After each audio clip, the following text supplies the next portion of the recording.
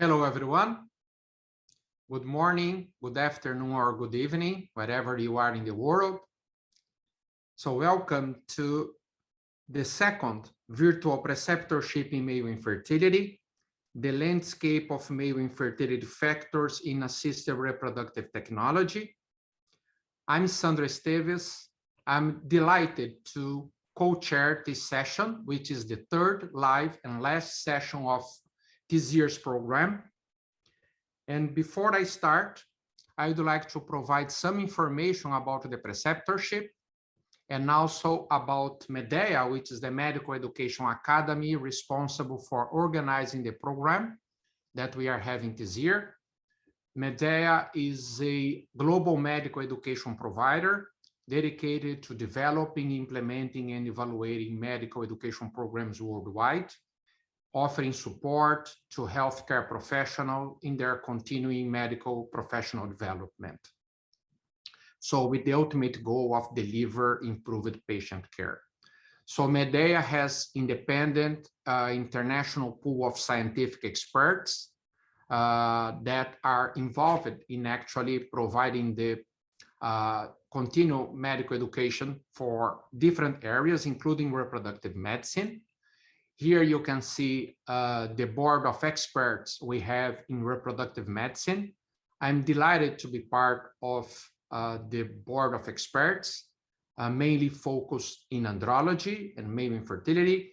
We have also Professor Peter Humaydan that I will introduce shortly. Peter is also a board in this reproductive medicine group of Medea. So now some information about this preceptorship. This is the second year we are having it. I'm chairing this program with my colleague and friend, Dr. Matt Calvert from the United States. Matt is from North Carolina. He's head of the fertility unit related to male reproductive health of Atlantic Reproductive Specialists.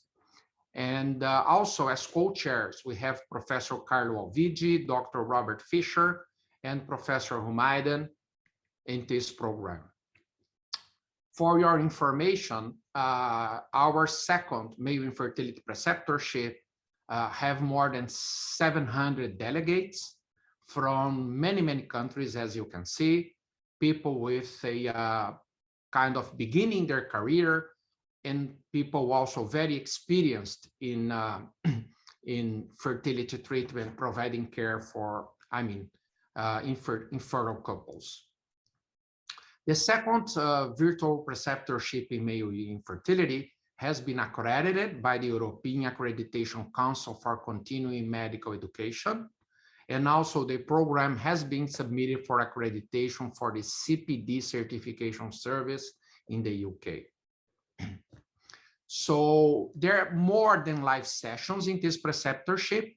Actually, Medea has developed a dedicated e-learning platform which contains many, many things. We have video lectures that have been pre-recorded. We also have videos of surgical procedures, videos of laboratory procedures, and the live sessions as we are having today.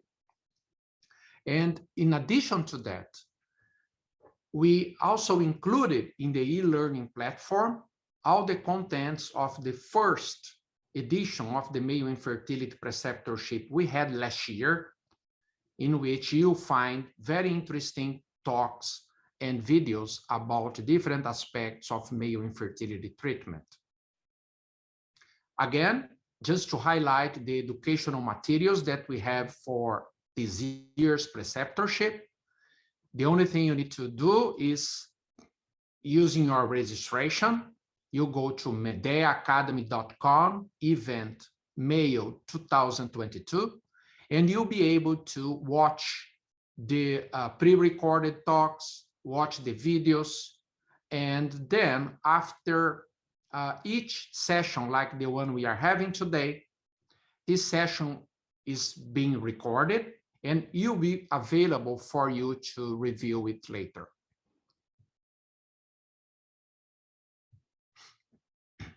So just to highlight, we had the first live session on Saturday, November the 26th. It was hosted by Androfer Fertility Clinic in Campinas, Brazil. This session is already available on air.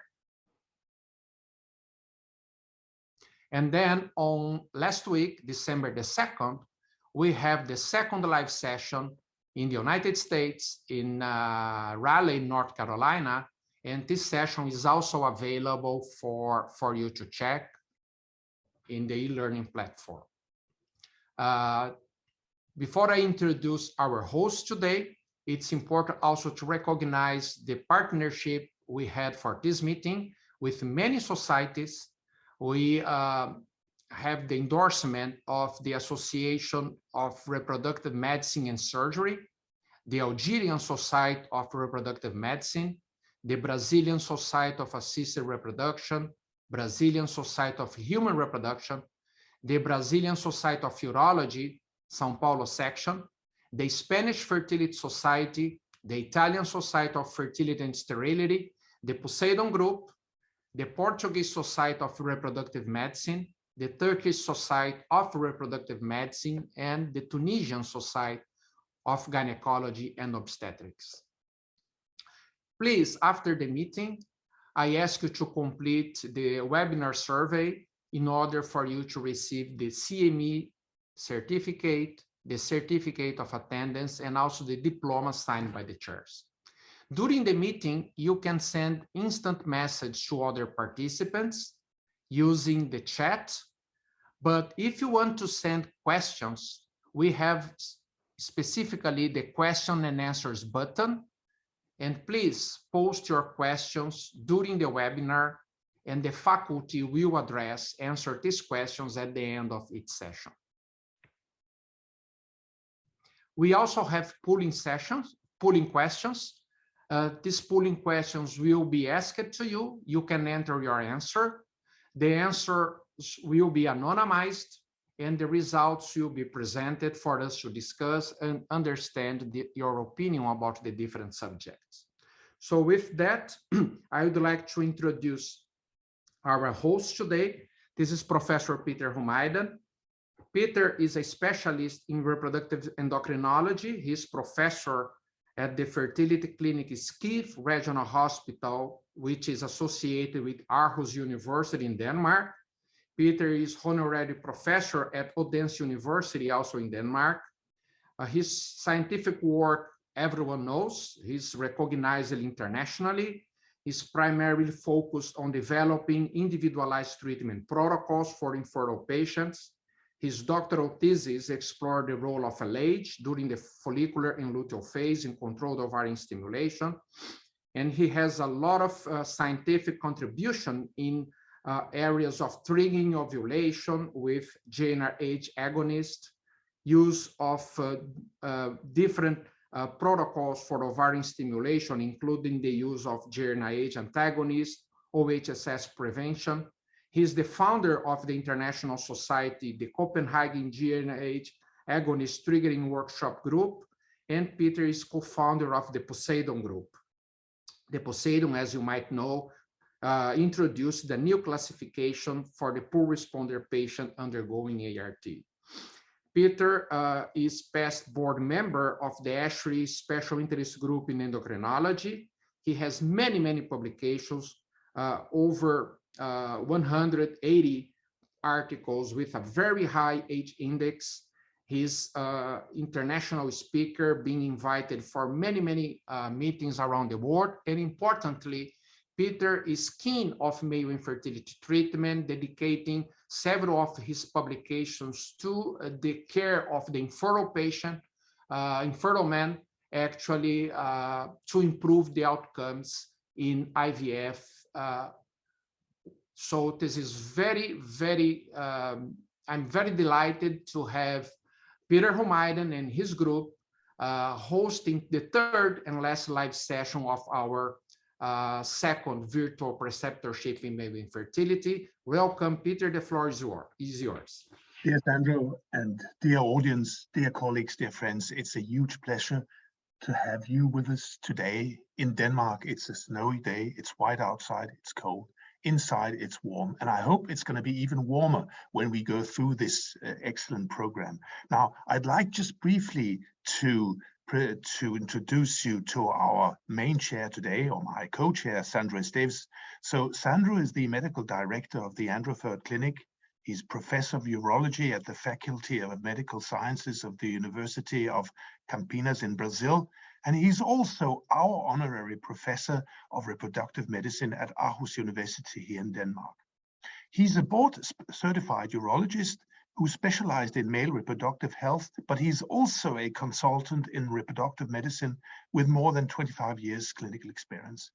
He has built a solid clinical and research portfolio, designing and executing studies which examine the relationship between male infertility and ART outcomes. And also with him, we're trying to develop new treatment protocols for males. Dr. Esteves is also a co-founder of the Poseidon Group, and he holds leadership positions in the WHO Infertility Guideline Development Group and the Brazilian Society of Urology. So with these words, I'd like to show you go into the introduction of the program today.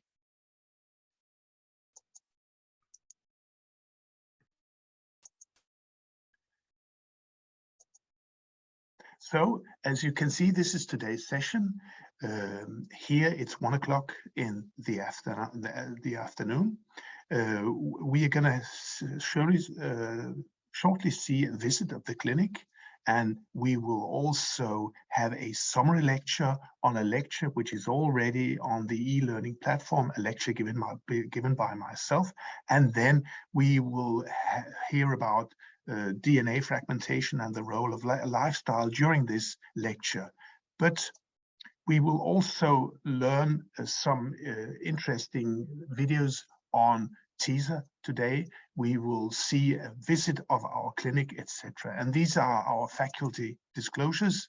Here you see the full program, as you can see. First of all, in a few minutes, the visit of the clinic, then the summary lecture of my lecture on super sperm. There'll be some questions, Q&A.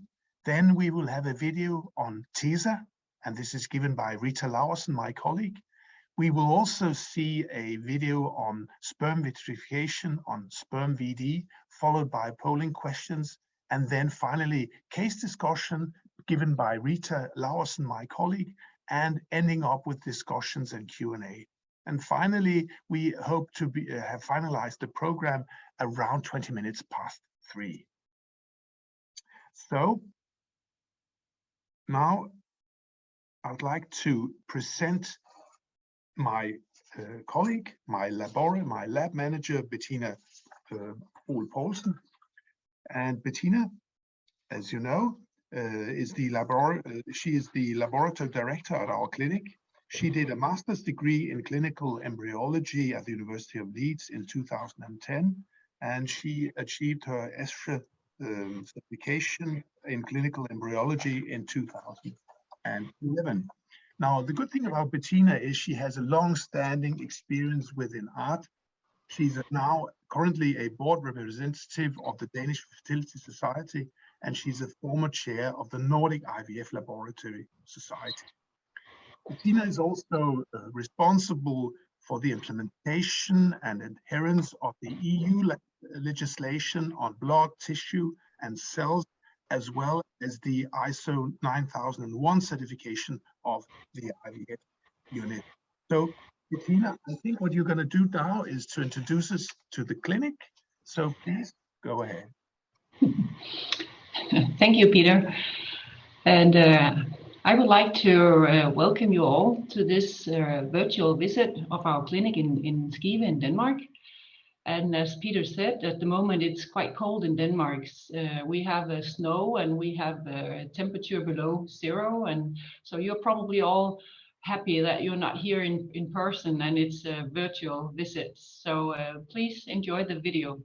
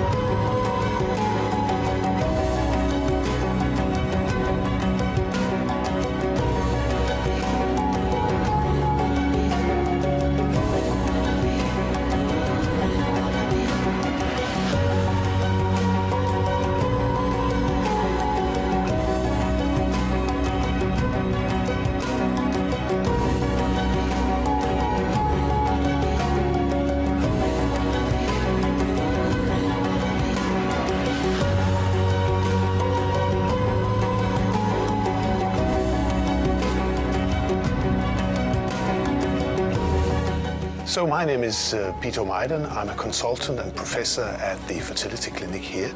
And over the years, we actually did quite a lot of groundbreaking research.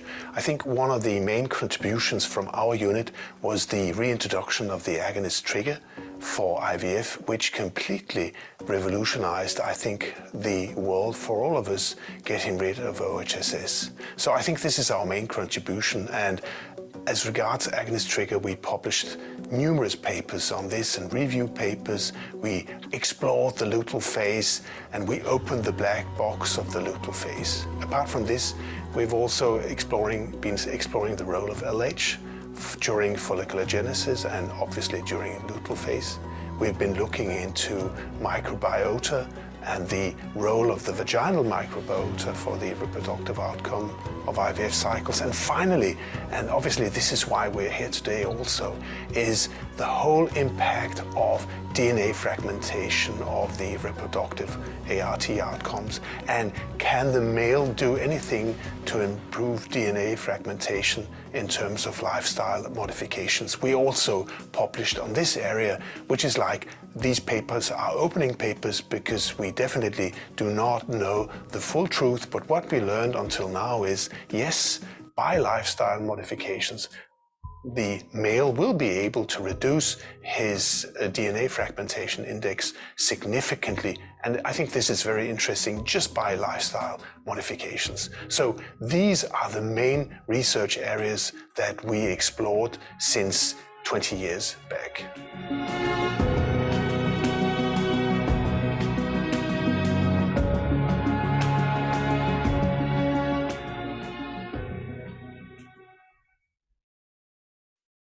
Thank you very much, Bettina, Peter, for this fantastic video. I have had the privilege actually to be with you in a few occasions. I'm also always very impressed by the work you do, the infrastructure you put together, the team that you have. I mean, such a nice environment. This is really fantastic. And this is a glimpse of the clinic, but it's a fantastic place. You are to be congratulated for the great work you do, and also for introducing, I mean, this new technology and new concepts of male infertility treatment. Peter mentioned that, but one of the seminal contributions in the sperm DNA fragmentation, it was a paper published in 2004, which has over 1,000 citations. He contributed one landmark study showing the relationship of elevated sperm DNA fragmentation and poor IUI and IVF outcomes. Peter has also contributed a book for the layman people on importance of male lifestyle and also the importance of health. Peter has put together a very nice lecture that has been recorded and available to you for check in our e-learning platform. But now I'd like to invite Peter to give us highlights of his talk on super sperm, DNA fragmentation, and the role of lifestyle. Thank you very much, Sandro.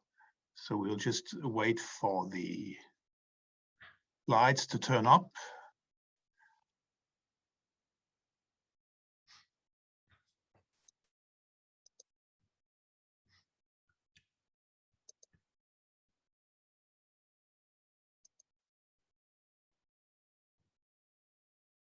Yeah, so as Sandro said, you know, there's a huge need for information for males.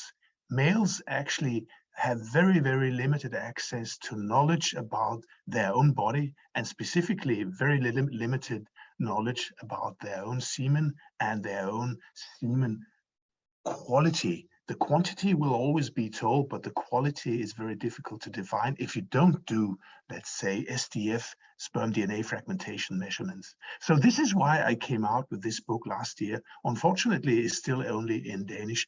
And I chose the title Super Sperm because this is actually what we guys always would love to have like super sperm. Now, we know that 160 million infertile people will exist globally, and it's approximately 10% of all our couples. 50% of these infertile couples, the infertility is caused by the male. We have now approximately, and probably even more, 8 million children born since 1978, and approximately 50% of these were conceived by ICSI. And in Denmark, I think this is probably one of the countries in which the contribution from ART is the highest. So we contribute with 10% of the Danish birth cohort. Now, some important facts regarding male infertility is also, this is for Denmark, 20% of Danish males have a low sperm count, that is less than the WHO criteria. And 25% of Danish males will never father a child. And I think even more importantly, childless males feel more isolated and depressed than females in the same situation. Now, why did I write the book? Well, obviously to inform our fellow males about the current situation of their semen, and also about the facts that they do right and what they maybe do wrong. And I also wanted to remove the taboo concerning sperm, because sperm needs to be brought into focus in 2022. And the whole role of male is also changing. He's much more occupied in family life than in the 60s. Finally, what my message is that the male himself should take responsibility for his body, and by doing so, he's also taking responsibility for his offspring by not handing over fragmented DNA, which at its worst consequence could cause problems for the offspring. And another important issue is also, we're always told about the biological clock of the female around 35 years of age, but actually there's also a biological clock for the male, which is around 41 years of age. And this is why I suggested, well, it seems as if you can do something by changing your lifestyle for a 3-month period prior to trying to conceive. And this is what I call the 3 months of fatherhood preparation. Now, if we look into semen, semen is connected with a taboo, because semen will always be connected to guilt, to shame, because semen is obtained by sex or by masturbation. And look at this sneaky sperm crawling in the tube, which obviously it's a sneaky one and no one likes to look at it. But look at these wonderful eggs. We think of eggs also for Easter, so nice and clean. So there's a huge difference between semen and eggs. Now, we can go all the way back to the first book of Moses, in which God asked Onan, the person on the right-hand side, to impregnate the wife of his deceased brother. And instead of instead of having a full coitus, he let the semen fall to the ground. And for this, he was punished by death. So already in the Bible, you could say masturbation, or something very similar to masturbation, would be like very close to a death sentence. And this is still around here, that masturbation is something we don't want to talk about. And this is a Danish survey from 2019, in which approximately 8% of males and 10% of females were ashamed of talking about the fact that they were actually masturbating. Although we all know that the percentage of people masturbating is significantly higher. So if we look at the current situation, and on the situation which it has been now for centuries, is that men are on the sideline. Culturally, the fertility belongs to the female and the fatherhood belongs to the male. But this then also implies that infertility belongs to the female. The eyes are firmly fixed on the woman, whereas the male has just been reduced to a semen blob, something very objective, which he doesn't regard as something to protect. But I think we have to remember that spermatogenesis is a highly complicated process, and we need more than 2,000 genes to produce just one sperm. And as we are sitting here, all the males here are producing approximately 1,000 sperms per second. So it's a highly productive environment in the testes. But again, up to 96% of sperms are abnormal. Now, how do males feel if they have a very low semen count? Well, this is a study from 2013, which we published. And you can see this was a survey in 210 ICSI males. Now, 28% of those reported a negative impact on their masculine self-image. So this is nearly 1/3 who feel that the knowledge about their ICSI quality semen actually affects them negatively in terms of masculinity. 62% missed communication with the staff regarding their challenges with a reduced semen count. And 63% felt that the communication was primarily directed at the female partner. I think we all know this. We already in those days, in 2013, after the survey, changed our policy here. So we are much more approaching the male and informing the male also. Finally, this is the reason why I wrote the book. 72% of these ICSI males lacked information about male infertility.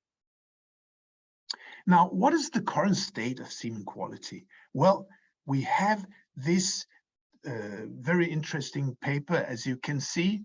It's a review paper in which showing us that from more than 40,000 males, the decline in sperm concentration over a 40-year period was 1 to 2%, so probably closer to 2% than 1%. So you can see a huge decline, more than 50% decline over these 40 years, and approximately 2% per year. So it is very worrying. Now, when we talk about sperm, we usually say that the quality is good. But what we actually mean is the quantity is good, because we don't know anything about the quality unless we go into DNA fragmentation. And here I just want to point out again that for the male, the only thing we usually, in a standard unit, you usually do for the male is a simple semen analysis in line with the first characterization of how to do a semen analysis dating from 1916. So we're still using this more than 100-year-old test as indicative of fertility, which it is definitely not. Because what we're looking into here is just the concentration, the motility, and the morphology. It does not tell us anything about the fertility prospects of the male. So if we want to know something about this, and if we want to dig a little bit deeper, we know we need to go into DNA analysis and specifically look into sperm DNA fragmentation. And you could say, what is fragmentation? Well, here you see a DNA string in which you can see it's a double helix from 2 complementary strands of nucleotides held together by hydrogen bonds between GC and AT base pairs. So you can see that these actually remind us very much of railway sleepers. And what happens if you have DNA fragmentation is that you have like fragmentation or breakage of the so-called railway sleepers, that is, of the nucleotide bonds, which, if we go back and talk about the railway sleeper, well, if you have a problem with the railway sleeper, the train is going to fall off its track. Now, with the problem with DNA fragmentation, we will have a problem with fertilization, with cleavage, with specifically development in our incubation systems, but also with DNA fragmentation, we have a significantly higher amount of biochemical pregnancies and early pregnancy losses. Because in contrast to somatic cells, the sperm cell cannot repair DNA damage. And this is why sperm DNA is tightly packed to protect the sperm from damage. Importantly, DNA damage cannot be visualized on the surface of the sperm by the embryologist, for instance. And sperms with DNA damage are motile, and they can still fertilize the oocyte either naturally or during ART. So I prefer to say that the sperm cell is actually the canary in the coal mine. And what do I mean about this? Well, in the old days, the miners would usually bring a canary in a cave, in a cage with them into the coal mine. And if there was an outlet of gas, the canary would fall down in the cage, and everyone knew that it was time to leave. So what we can say is that DNA fragmentation actually tells us something about the health condition of a person. So the sperm cell is a whistleblower. Now, Sandra was so kind to mention this first paper, which is highly referenced. Now, this is a paper in which we were looking into sperm DNA integrity, so the sperm DNA fragmentation, and looking into the correlation between sperm DNA fragmentation and the outcomes of ART. And as you can see from this slide, we were dividing patients into IUI, IVF, or ICSI, and whether patients had less than 30% DNA fragmentation, meaning that less than 30% of the sperms were fragmented, had fragmented DNA, or above 30%. What you see here is that those who had a low fragmentation rate, and those we set the cutoff of 30% today, we go lower, it's 20% today. But anyway, in those days, you can see the live birth rate was 19% in those who had a low DNA fragmentation index versus only 1.5% in those who were higher.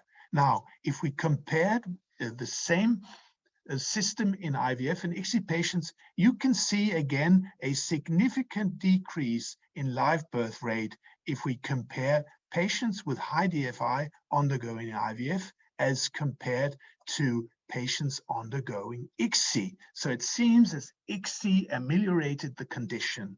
Now, a very surprising finding from this study was that 20% of normal zoospermic males had a DFI above 30%.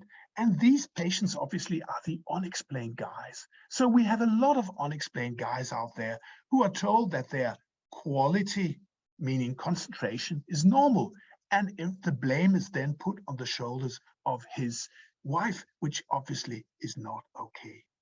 Now, it took a long time to convince the society that, and we're still just on our way, but I still believe this is the only way to move forward, to leave and to give this male a little bit more and a better examination than just the sample testing from 1916. Because what we see is actually now, from a more recent analysis, you can see in panel A, you have the impact of, and this is now the risk ratio, the impact of high DFI on implantation rate, significantly lower, pregnancy rate, significantly lower.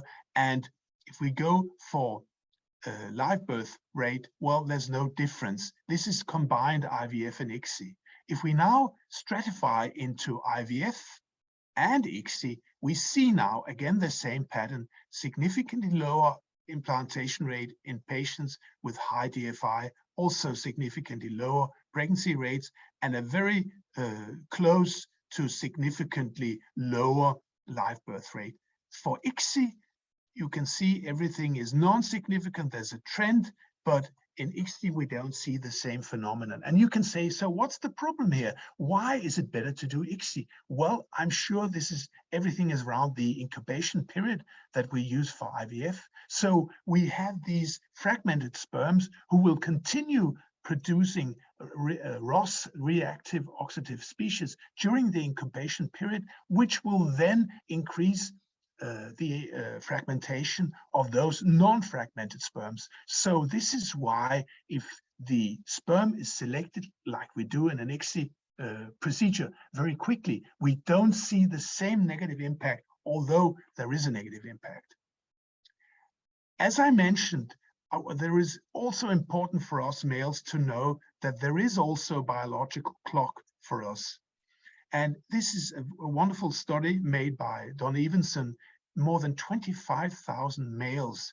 And you see the age here and the percentage of DFI. What is quite obvious is that from the age of 40 and onwards, you have a significantly and year by year increase in DFI, that is DNA fragmentation index. And if we compare the interval from 40 to 50 years, there's a double chance of having a DFI above 25% when you grow from 40 to 50 years, just telling you how important age is for DNA fragmentation. And this is the biological clock, which obviously until now we cannot do anything about this.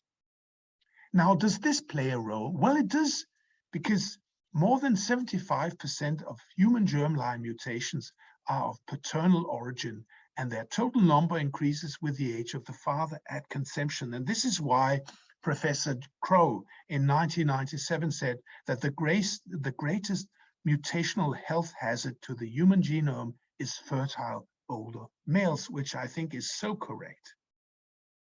Now, what is the risk of the offspring with an increase in DNA damage? And obviously this is not only the father's age, it could also be a young person with a high DNA fragmentation index. Well, the risk is child cancer, it's leukemia, it's metabolic disease, and it's neuropsychiatric disease like bipolar disease, schizophrenia, and autism.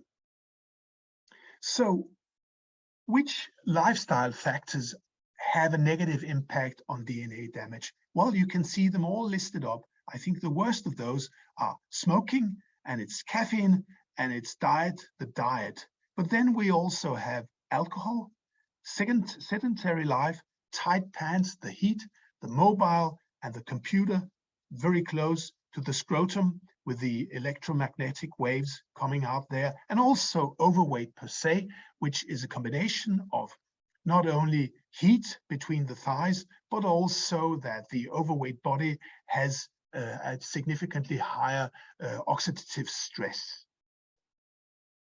Then some of you would say, well, what about the environment? Well, the environment is obviously a huge threat to fertility. And here we talk about pesticides, phthalates, bisphenol, parabens, mercury. Now, one would be maybe, let's say the impact would be less, but the problem is we are all moving around with all these disruptors around us. So it's like a toxic cocktail, which potentiate the effect of each disruptor. Now, can we do anything about this? Well, I suggest lifestyle change. And lifestyle change is the speedboat, because this is something you can do yourself, whereas environmental changes is just like the big super tanker. It's going to take several years, and we have to leave this up to our politicians. But I think I'd like to rephrase what JFK said in '61. Don't ask what your country can do for your semen, but ask yourself what you can do for your semen. So this is from my book, and these are the lifestyle changes suggested for fatherhood preparation of 3 months prior to conception. Obviously, quit smoking, quit completely everything with nicotine, no more than 5 drinks weekly, caffeine, a maximum of 2 cups a day, 2 cups daily. This is around 200 milligrams total daily. And then exercise is important, 30 minutes daily of moderate intensity, which will increase the body's antioxidants. Diet, well, we eat too much meat and too much fast food. So less meat, more fish, more poultry. Finally, much more vegetables, because we need the antioxidants from those. Weight loss if needed, and get the mobile out of that pocket and put it in the shirt pocket instead. Now, these studies are all opening studies, because there are not a lot of studies. I think this is actually one of the first studies that we published last year. Now, as DFI testing, DNA fragmentation index testing, is not reimbursed in Denmark, patients will have to pay for this themselves. So usually what we do is that if a couple underwent 2 failed IVF attempts, or if they have fragmentation or lack of blastulation, or if they have early pregnancy losses, we recommend these couples or the males to do DFI testing. And here in this study, we included 31 males with at least 2 failed IVF attempts. And all of them had a DFI, a DNA fragmentation index, of more than 15%, and most of them were significantly higher than 15%. They all filled in a lifestyle questionnaire with 68 related questions, and then an individualized lifestyle change program was done for each patient. And these guys would then undergo this program during a 3-month period. At the same time, we also offered antioxidant therapy in terms of 1 multivitamin tablet a day, omega-3 1 gram daily, and Q10 100 milligram daily. Now, what we saw was fantastic. 84% of participants actually achieved a decrease in DFI. And the mean decrease in DFI was 7.2%. And you could say, well, that's not so much. Well, it means a lot, because the guys, the males with the highest DFI were also those who ended up with a significantly lower DFI. For instance, patients with a DFI of 45 would end up with a DFI after just simple lifestyle modifications with a DFI of maybe 18 or in the early 20s. The important message is you cannot expect any changes in sperm parameters, and we always inform our patients about this before they enter the program. Don't expect to see any changes in concentration. We were also looking into oxidative stress in semen using the Myoxis apparatus. We did not see any difference in the oxidation reduction potential. So another important issue for DNA fragmentation is obviously sexual abstinence. The shorter the abstinence, the lower the DNA fragmentation rate. And I think this is very important to inform our couples about this, that it's important to have repeated sexual intercourse around the time of ovulation, not only to increase the chances of pregnancy, but also to secure the highest and the lowest DNA fragmentation index in the semen ejaculated. Another important thing is the use of SSRIs, selective serotonin reuptake inhibitors, which significantly increase DNA fragmentation. And I think this is something that we should all remind ourselves. We always need to ask our males, do they take any antidepressants? And if they do so, they should have a break for at least 3 months, or at least test their DFI to know whether they need to quit these antidepressants for a limited number of months. So you could say, Peter, are you suggesting that we should be measuring DNA damage in human spermatozoa in line with John Aitken? And yes, of course, I'm saying this. The infertile male 2022 needs to change from just to be seen as a semen sample to a full-bodied person with a lifestyle which is not always very healthy. So, having said so, I'd like to thank you very much, all of you. And again, the full video lecture is on the e-learning platform. Thank you very much. Thank you very much, Peter, for this very nice presentation, highlighting these important issues that I believe many people actually do not discuss with the infertile couples actually attending the fertility centers. So I would like to ask all the participants to post the questions to Professor Peter Humayden in the Q&A. This Q&A is now open. And now we have a polling question that I would like to give you to see your reaction to that. So I will read it for you. So this one is like related to the yearly decline in sperm concentration over 40 years has been estimated to be A, 5%, B, 8%, C, 1 to 2%, D, 4%, or E, no decline. So please place your vote using the pop-up that you have in front of you.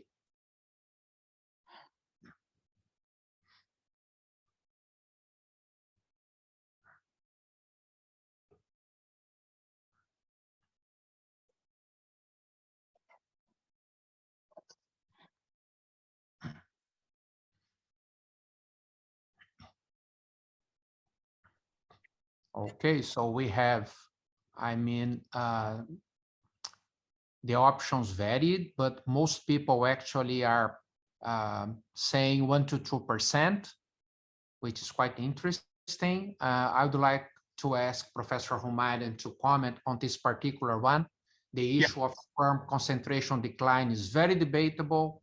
We have many, many publications. And what is your thoughts on that, Peter? No, I think it's nice to see that at least no one voted E, no decline. And also, I'm happy to see that more than 2/3 of the delegates here got it right. It's around 2%. So I think we have to acknowledge, I know that the debate is still ongoing, and there are colleagues who feel that that all the studies have been performed in more or less select groups, but I think we have to realize we get more and more data, even new data from China, showing exactly the same thing. The sperm concentration is declining, and no wonder why we are all having, not all of, but at least in Central Europe and in US, in Australia and New Zealand, we have over the years taken a more and more unhealthy lifestyle. And for another, especially in China, who used to have a very good lifestyle, we see now the impact of changing to a Western lifestyle in terms of a reduction. And then on top of this, we obviously have all the pollutants, all the environmental factors. So it's like a double negative factor. So I think I'm quite sure of the fact that we have this decline, and I'm sure we're going to see more or less the same pace over the next 10 years.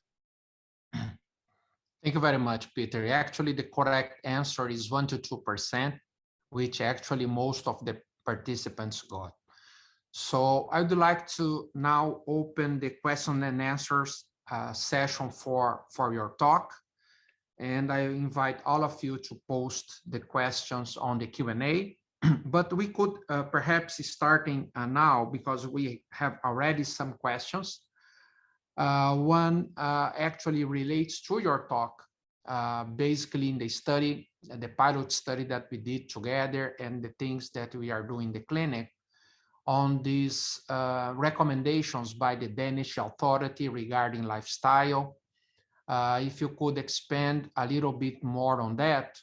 And also, actually, what do you think about these recommendations? They are followed broadly by, Danish men, and specifically in your clinic, how the patients feel when you propose all this that could, for some, seem to be strict, actually, recommendations in terms of the diet, alcohol, tobacco, etc.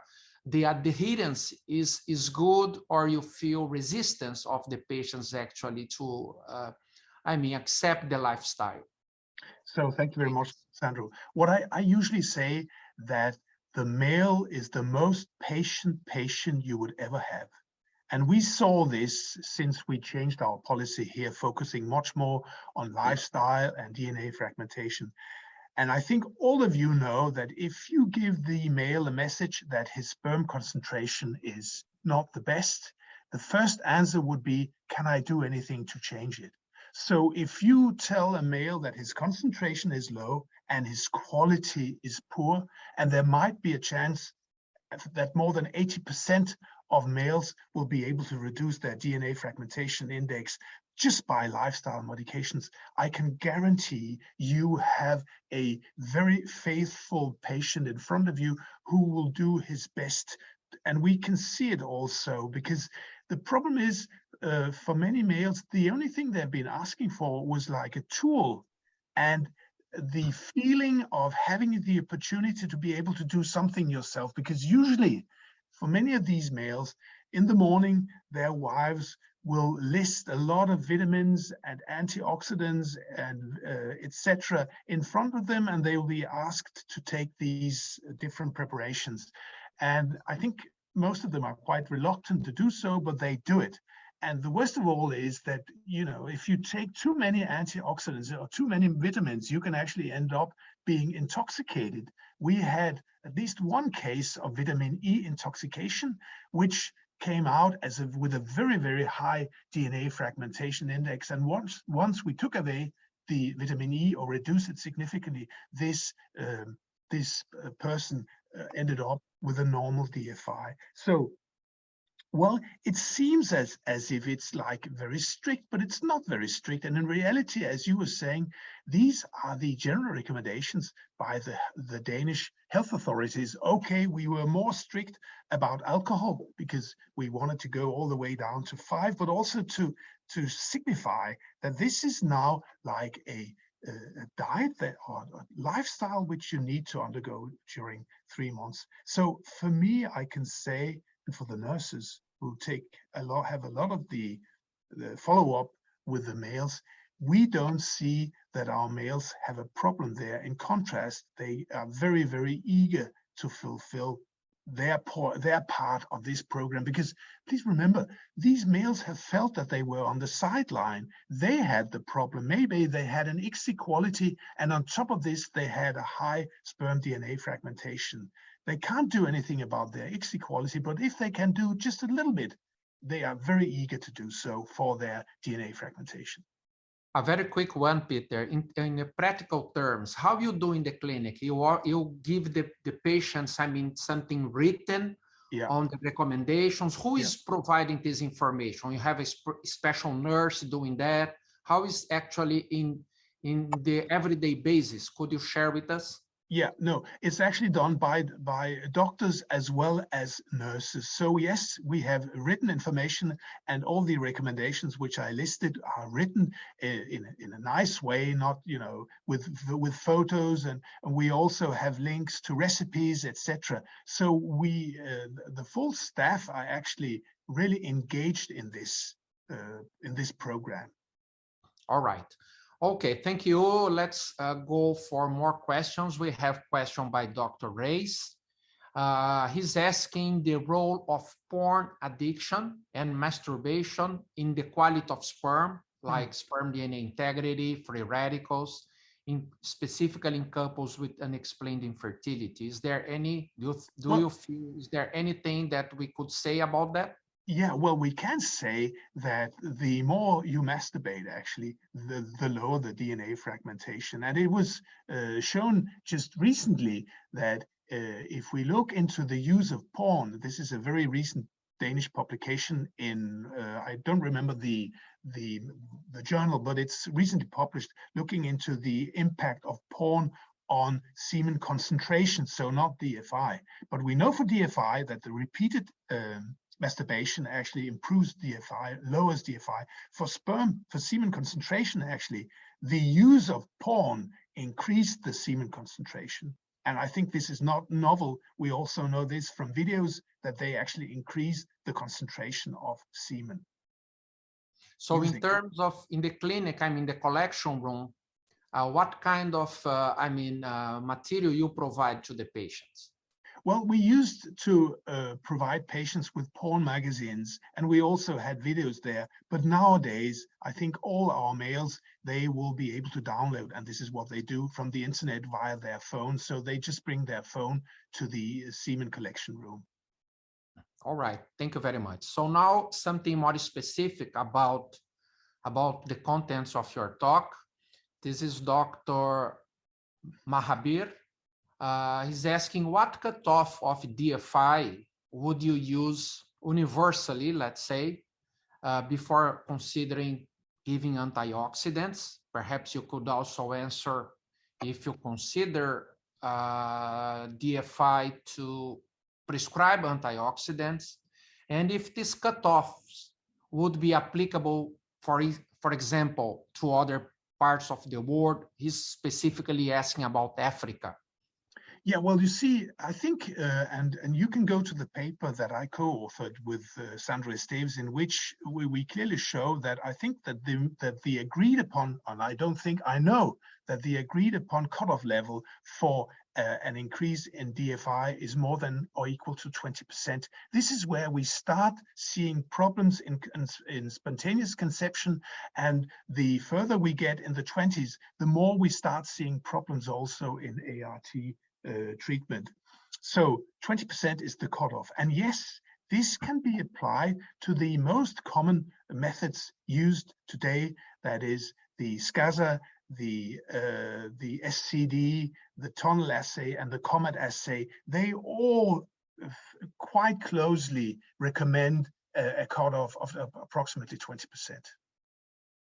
Now, as for antioxidants, what is an antioxidant? What is the optimal antioxidant? It's a huge market there. It's $1 billion market, which has been very, very poorly examined because it's not a medication. So there are a lot of these antioxidants which are completely useless. Yesterday, I was an opponent at a thesis in Malmö. This paper is also published. A number of patients with DFI breaks undergoing antioxidant treatment, no difference whatsoever after 3 months treatment. So the problem is, when we say antioxidants, we think of one preparation. It's in reality, it's a huge variety. And the studies who used antioxidants also were using different compounds. So it's very, very difficult to state which antioxidant to use and which not to use. So you have to go into the declaration and see the type of vitamins and amino acids which are present, which is obviously very complicated. So I think this field is poorly explored. So in that, related to antioxidants, actually, basically you answered two of the questions we had, because they are asking about the recommended doses of vitamin E, coenzyme Q10, omega-3, zinc, etc. I mean, and the question is you kind of prescribe specific amounts, or you actually ask the patients, okay, use what is commercially available?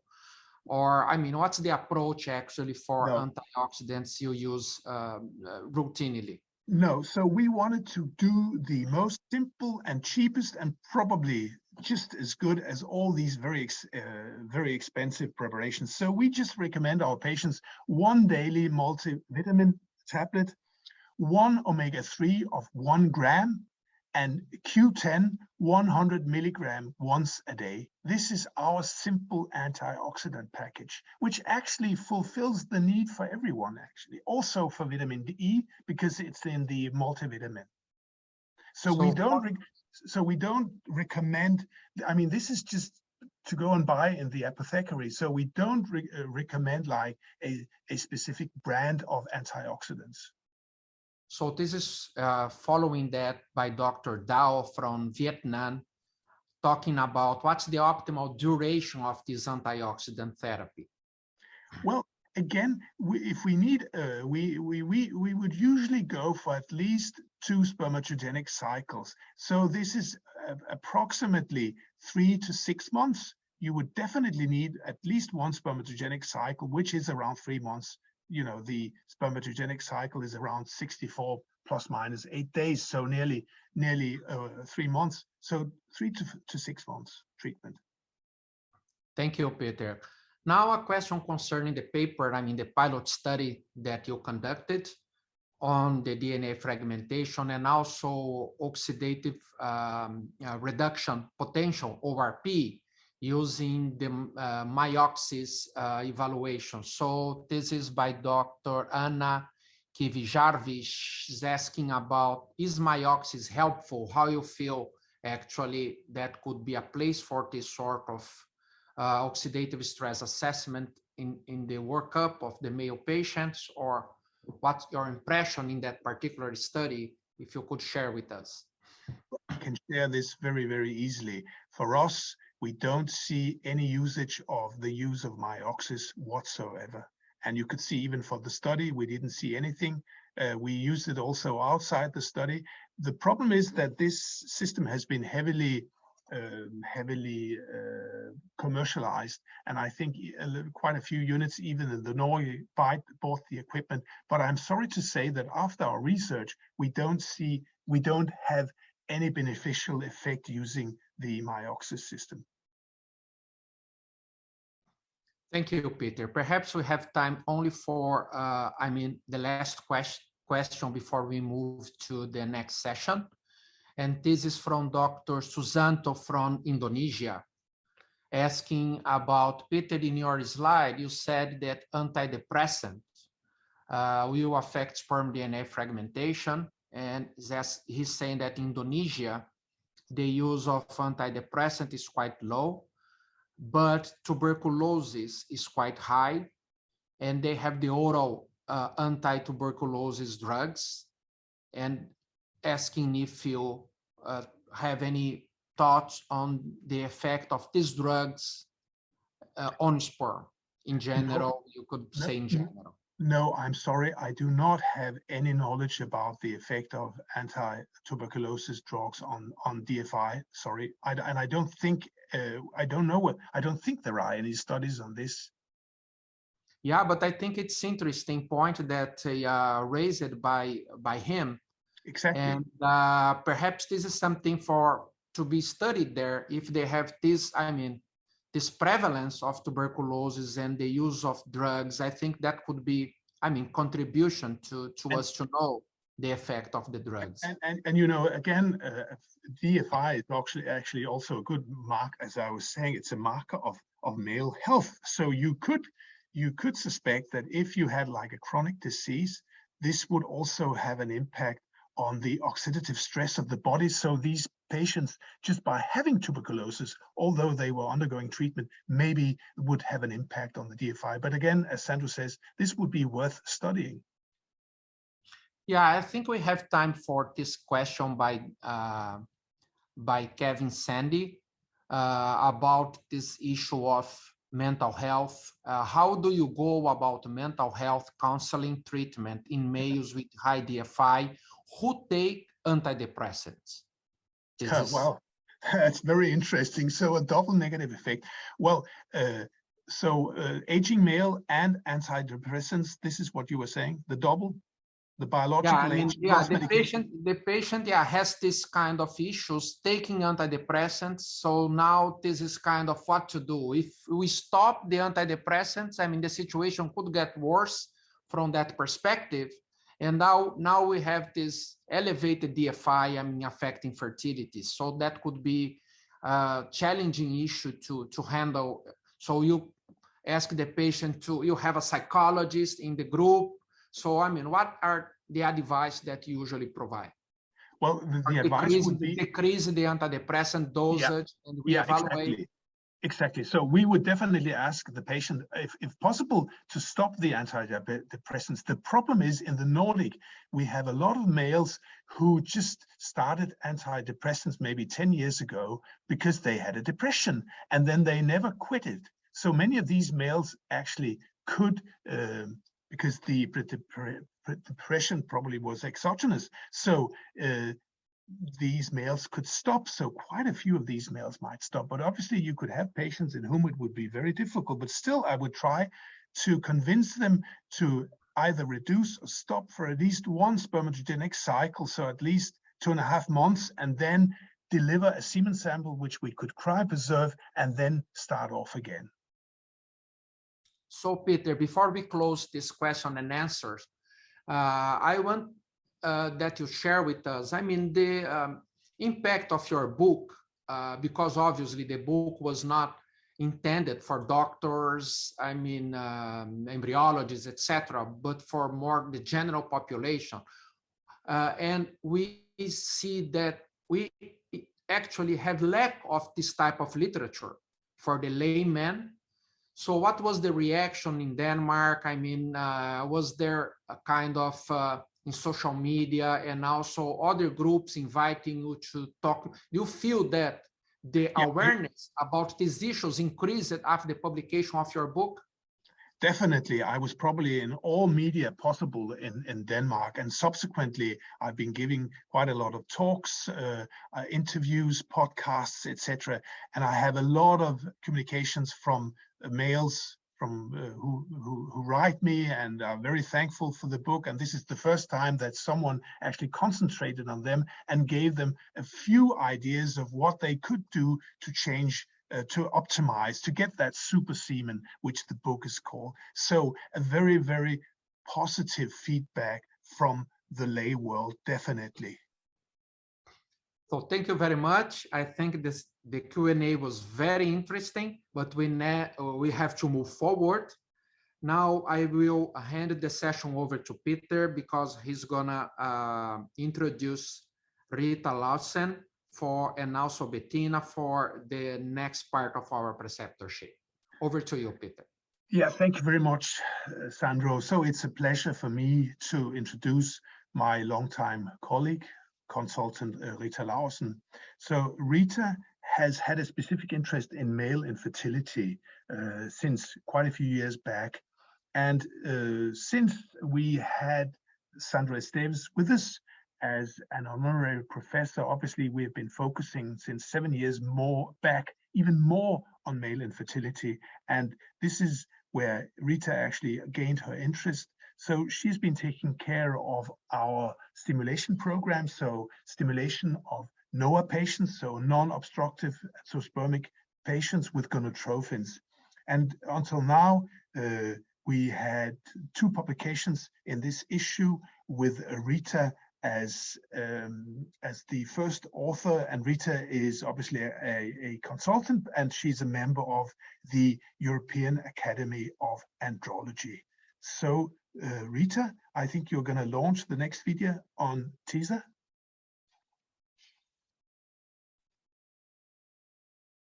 The microphone. Rita, the microphone. You have to, you're muted yourself. You have muted yourself.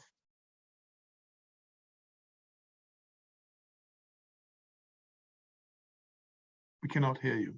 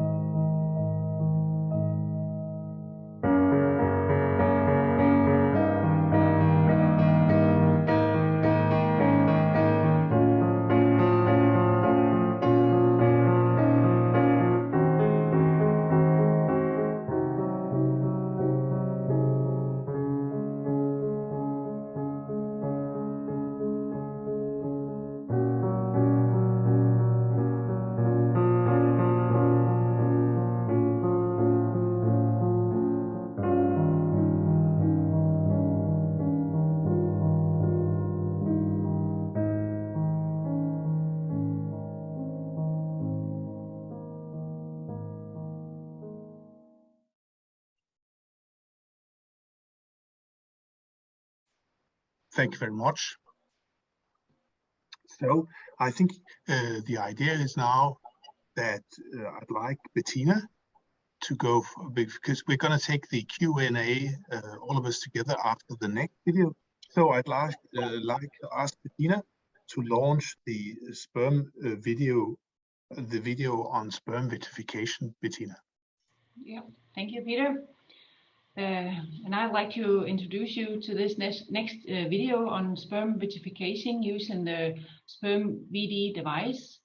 It's a device for freezing single sperm or small numbers of spermatozoa. And we use it in our lab when the routine method for freezing is not suitable. And we all know that when we have sperm samples with very few sperm cells or low motility, we know that the sperm cells are not often found after thawing. But with this method, we can find the sperm again, and it's a method also for freezing. When we freeze, we might avoid repeated teaser procedures. And it's also an optimal device for fertility male preservation. So please watch the video and see how it works in our lab.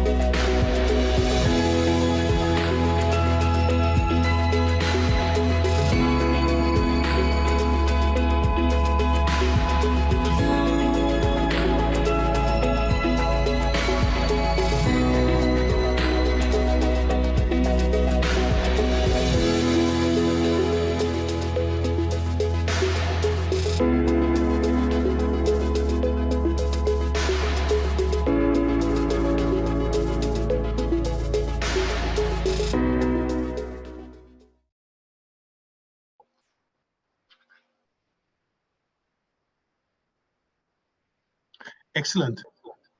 Thank you very much. Sandro, I think the idea was now for you to do the polling questions. Absolutely. Thank you very much for sharing the videos, Bettina, Rita. We will open the question and answer shortly for the videos, and I invite all the attendees to post your questions in the Q&A. But before we do that, I have some polling questions for all of you related to this part. So I will launch this session now.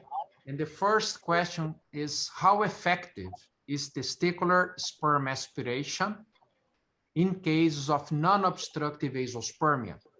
So A, sperm retrieval rate is about 24%, B, 36%, C, 48%, or D, 54%. Remember, this is for percutaneous aspiration, TESA, in cases of non-obstructive azoospermia. Please vote.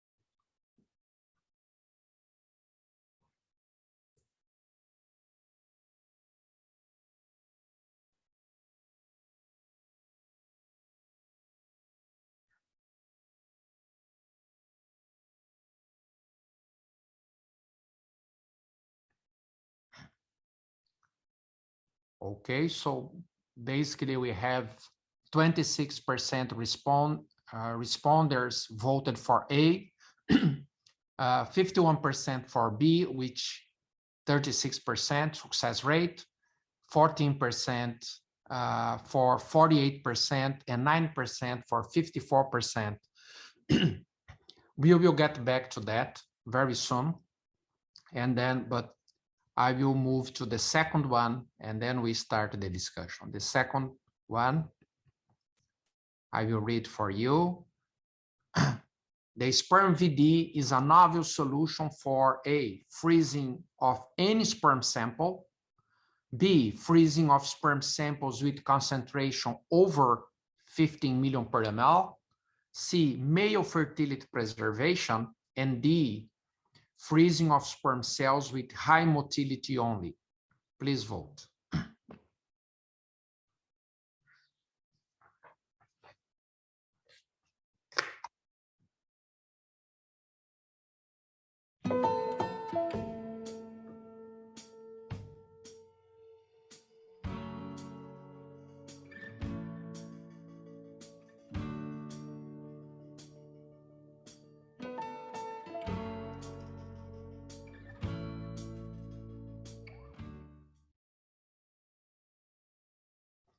So basically saying 40% respondents said freezing of any sperm sample, then 6% samples with higher concentration, 40% again, male fertility preservation, and freezing of sperm cells with high motility only 14%. I will start with this one, and I would like Bettina to comment on that.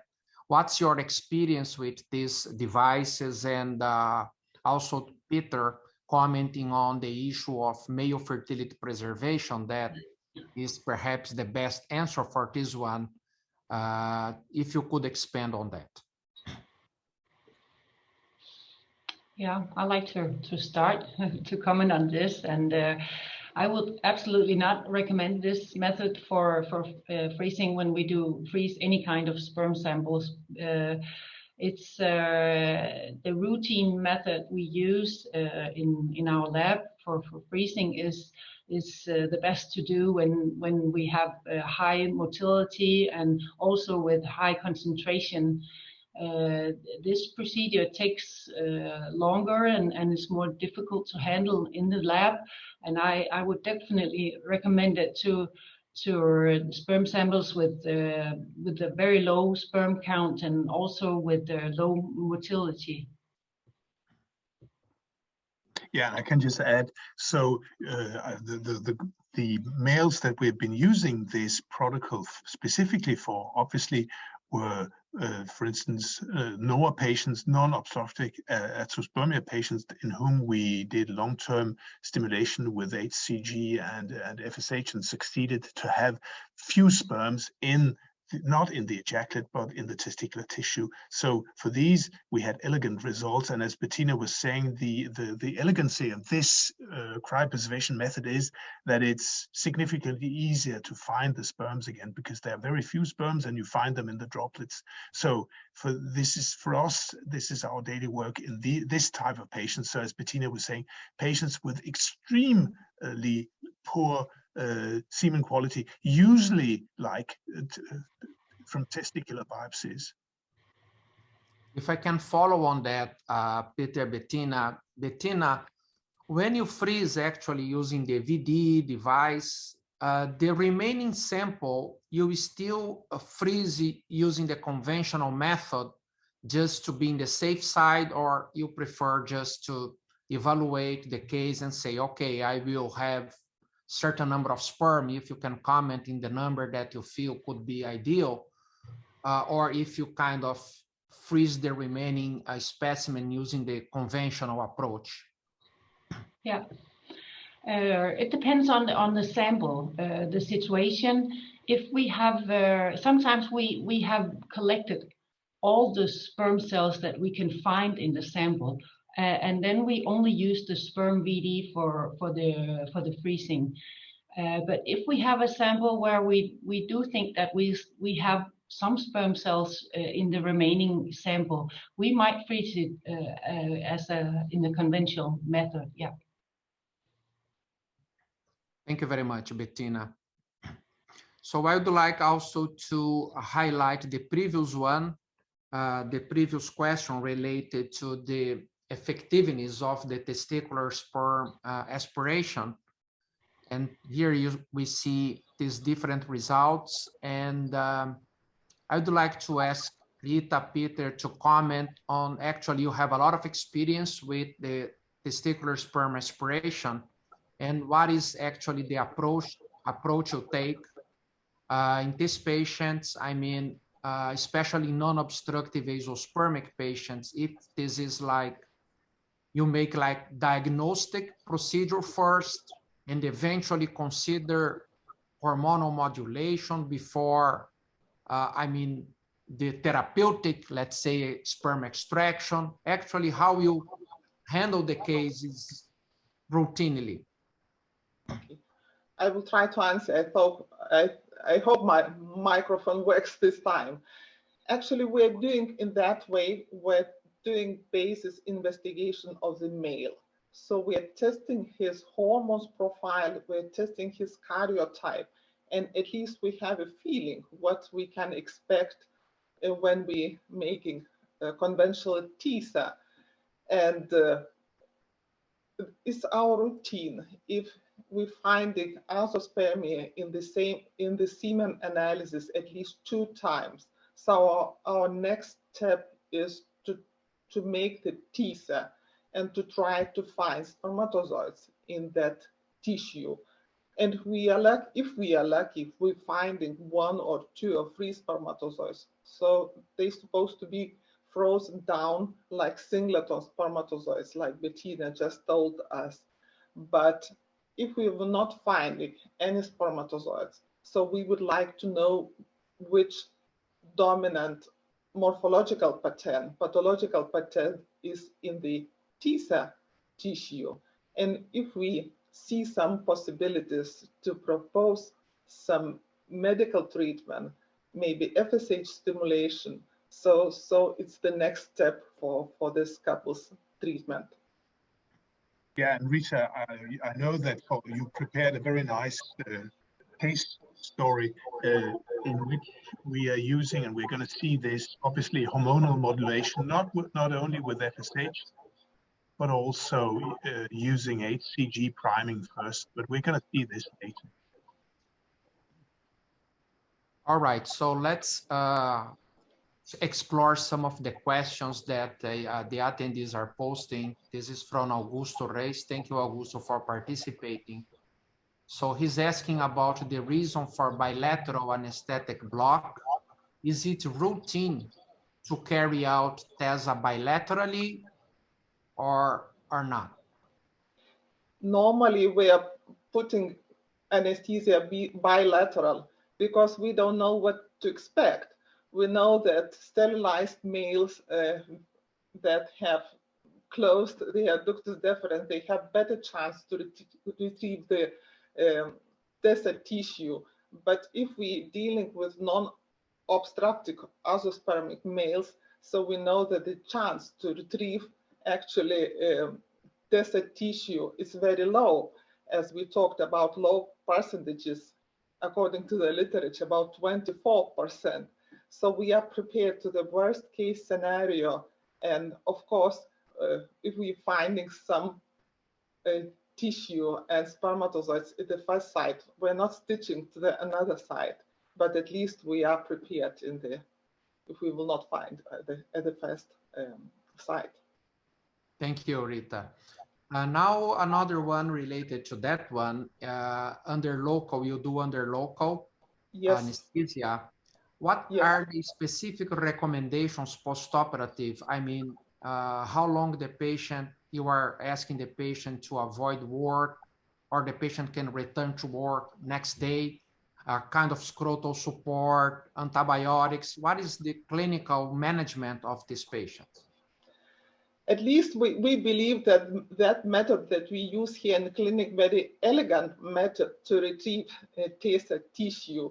And at the end of the procedure, they are getting the cold ice on that place, and we are explaining them to avoid high physical activity that day.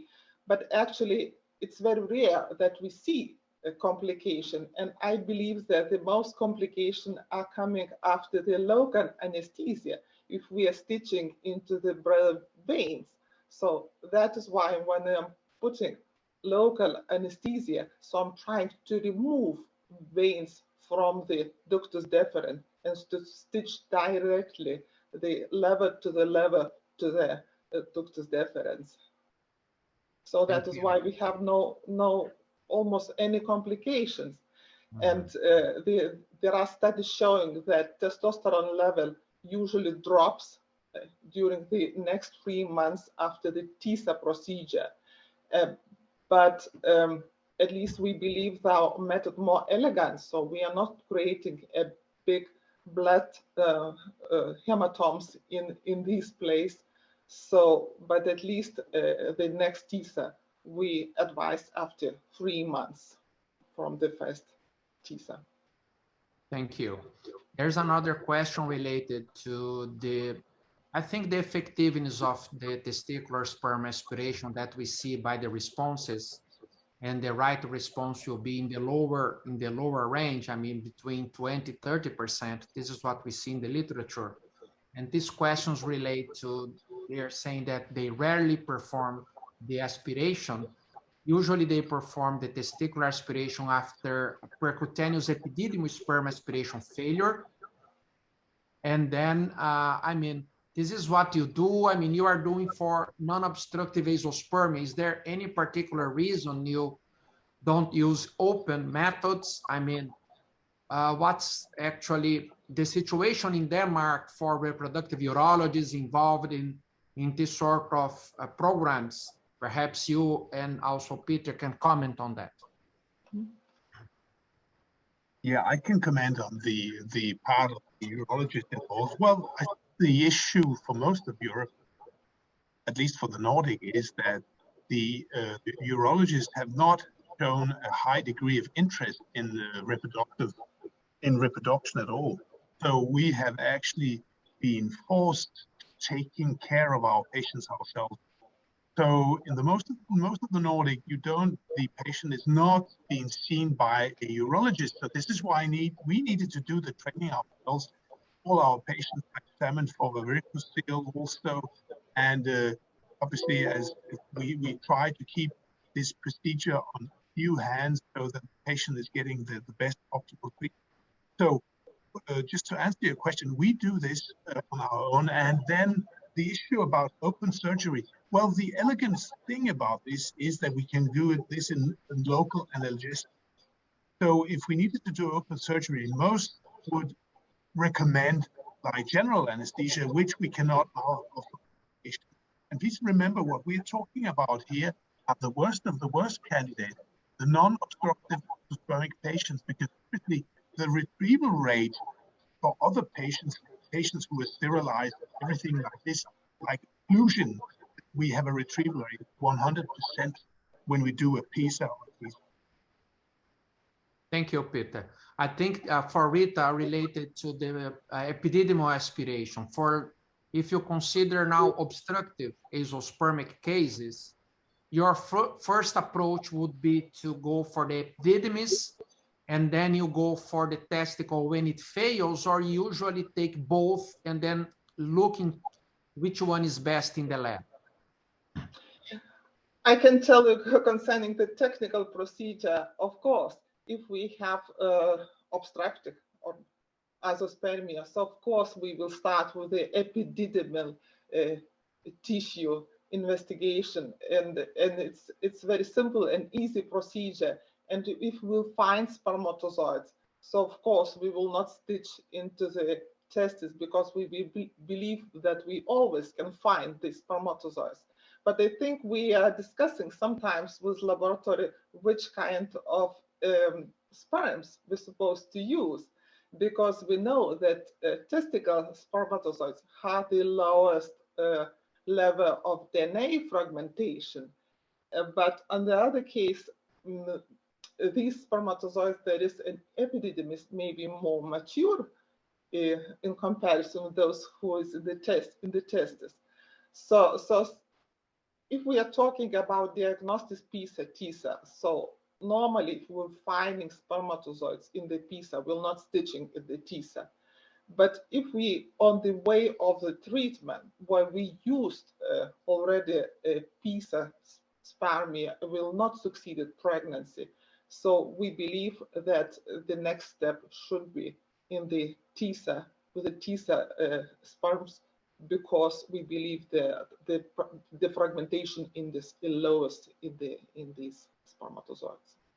And Sandro, I'd like to also add your opinion on this issue, because obviously, as Richard says, we all know that the DNA fragmentation is lower in testes as compared to in epididymis. So what is your practice in patients with occlusion? Our experience is that the DNA fragmentation in testicular specimens are almost always better than ejaculated specimen and epididymal specimens. So in some cases, we see similar results, but very rare. Actually, in most cases, the DNA fragmentation will be lower in the testicle. You can measure sperm DNA fragmentation in the testicular specimens, so we can compare. For obstructive cases, my personal approach at the moment is to do a microsurgical procedure. So I do the microsurgical epididymal sperm aspiration, and at the same time, I collect specimen from the testicle, because by using the surgical approach, I have the testicle, the epididymis in front of me. I make kind of simplified surgery, not big surgery, just a small incision with the microscope. I like this technique because I can extract a good amount of sperm from the epididymis and the testicle. These patients have plenty, they are obstructed. And I can send specimen for freezing. And at the same time, I can send specimen to the lab, andrology lab, for checking sperm DNA fragmentation. And we comparing sperm DNA fragmentation and then deciding which specimen to use for ICSI. Usually we do it previous to the ovarian stimulation, and then we do it like diagnostic approach. We freeze, and then also we say, okay, this testicular specimen is better than the epididymal specimen. and we go for ICSI, which thawed, testicular specimen at the time of oocyte pickup. This is the conventional approach. But even if you want to do in the same day, it's possible that if you have sperm DNA fragmentation testing implemented in your own clinic, like we have, we can have the results in 1 hour or so. So still, when you start ICSI, you can decide which specimen to take. So basically, this is the approach we are using at the clinic. Thank you. So I have a last one to Bettina before we move to the clinical case discussion, which is related to the testicular sperm aspiration sample. So the question here is, I think in the video, you showed kind of sperm with low motility and what kind of approach you use in the lab. So if you have only motile sperm, you go ahead and do ICSI, or you use any kind of stimulant in that particular case, some lab technical aspects, if you could share with us, Bettina. Yeah, in most cases, we go and directly and use the sperm if they have okay motility. We use it for ICSI. But if in the cases with the low motility, we might add some activation, the sperm mobile media to the sample to activate the sperm. Okay, thank you very much. Peter, I will hand the session over back to you because I think it's time for us to have the case discussion. Yes. So I think it's a great pleasure for me to introduce Rita now for the case, and then after the case we're going to have some discussion. So Rita, please take the case forward. Dear colleagues, I will have a pleasure today to introduce to our wonderful, I think, and at the same time, a little bit tricky case that we have had in our clinic. So we are talking about a very young couple. He was 20 years old male and had been admitted to our clinic after they have tried to conceive about 2 years. And he has a history of bilateral cryptorchidism and actually have not been operated for that. Doctors just waited while these testes will descend, and it happens about 12 years old. And so they came to the clinic and would like to get pregnant. His wife was 32 years old, but unfortunately having severe endometriosis. So we made an objective examination, and he has very normal virilization signs, normal BMI. Both testicles were in the scrotum, but volume was not so big, about 8 milliliters. We could palpate his vas deferens. It was any signs of varicocele, but he made several semen analyses, and we could not find any spermatozoids in his semen. So we also, like it is normal standard procedure in our clinic, we made a hormone analysis of him, and he has FSH at 11, LH at 8, normal estradiol, and total testosterone at 18 nanomoles a liter. So it's also very much normal prolactin, normal TSH, and his karyotype was male karyotype 46XY, and he has no Y chromosome microdeletion. So, like this routine procedure in our clinic, we decided to make TISA to see or we can find some sperm in his testis tissue, and we made that and found only few immotile and one motile spermatozoid. So we were very happy about that, and normally we are not sending tested tissue to our colleagues to pathology examination because we would like to preserve TSA tissue for the future treatments. We would like to freeze it down, so that is why it was not analyzed what kind of pathology pattern is in the TSA tissue. So it came another question, how to treat this couple, because we knew that chancing to achieve the pregnancy with the TISA spermatozoids is something less in comparison with another cases, and the lady had very severe endometriosis, so we knew that their situation is rather bad, and what we can do to optimize their treatment. So we found this article of our professor.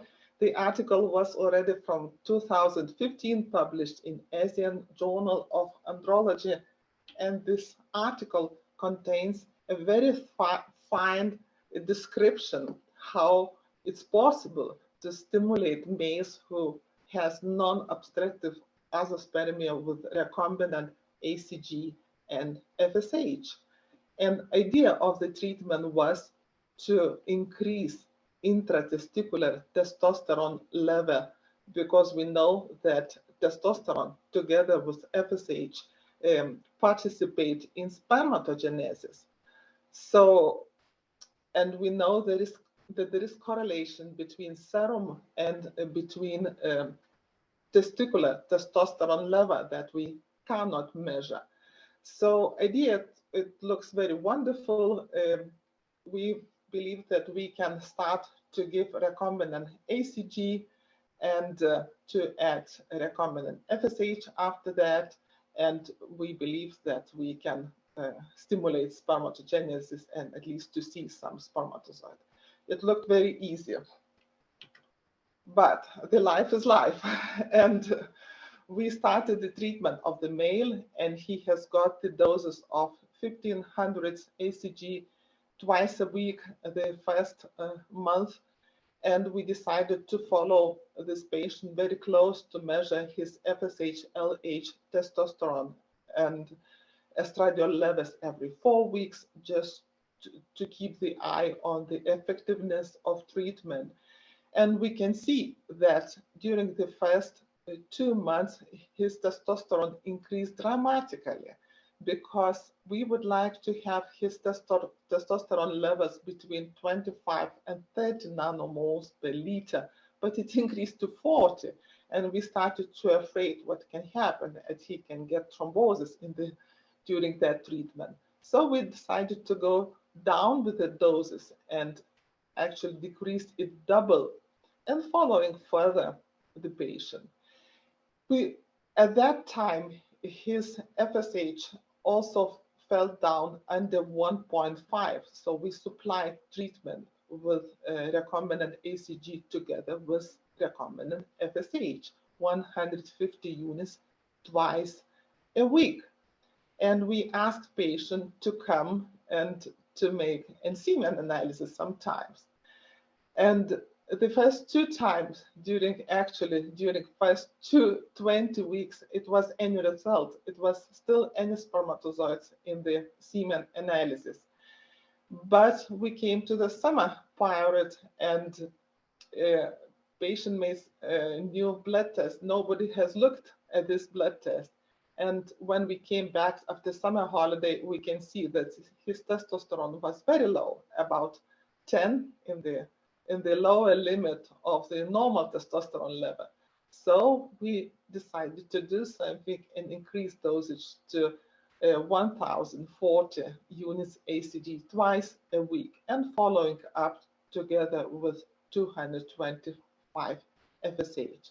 And it happened a miracle. So patients started to ejaculate singleton spermatozoids. So everyone was happy, and we decided just to follow up the treatment. But at that time, we have very young staff at our laboratory, and they tried to freeze down these singleton spermatozoids after our conventional methods. But the problem is that volume of these cryopreservatives were very high. So we couldn't find the spermatozoids after we taped these samples. So we asked Sandro what to do again, and he came with proposition to make a singleton vitrification of spermatozoids. And for this patient, we frozen 26, 17, 13, 36, and 20 spermatozoids after this treatment. It was a great success. But it was already time to start treatment of the lady. And we knew that situation is complicated. She has severe endometriosis. And we decided to propose her our treatment, our standard treatment that we use for endometriosis patients, where we'll making so-called segmentation, where we'll stimulate ovocyte production, fertilize them, and putting to the fridge in the first time, and putting them back later on substituted frozen cycles. So the first long protocol with a fresh ejaculated sperm, it was any blastocyst to vitrification at the first treatment. So we say, okay, we need more ovocytes. And we decided to do double stimulation, where we taped up the singleton spermatozoids that we had frozen on the slides. And bingo, we have 2 blastocysts vitrified after the first treatment, after the first double stimulation. But if we're looking a little bit to the future, we knew that 2 blastocysts is maybe not enough to achieve at least 1 or 2 pregnancies. And we would like to get at least 4 blastocysts into the fridge, because we're ready, we have enough blastocysts to help this couple to get 1 or 2 children. So we made new double stimulation with the fresh spermatozoids again, and we got 3 more blastocysts to the fridge. So at the end of the day, we had 5 blastocysts vitrified, and we decided, okay, this is time already to put the back in the frozen substituted cycle. And she has got pregnant after the first treatment. So everyone was lucky, but couple would like to get the second child. So they came back after 2 years, and we tried 3 times more. It's again according our usual procedure, where we're supplying extra progesterone in the luteal phase. And at the third trial, she got pregnant again. And today we have this nice, happy couple at home with 2 children, and they still have 1 blastocyst in the fridge and 2 slides with a singleton spermatozoids in our frozen room. So what we have learned after that case? So we have learned that we have not to be afraid to try to treat males with the hormones, because the risk of overstimulation it is very, very low. It's not the same for the lady who has at risk to be overstimulated with the FSH. So the risk of the male actually is very, very low. But we decided also to make careful selection of the patients, because the treatment is rather expensive. It takes time to achieve the result.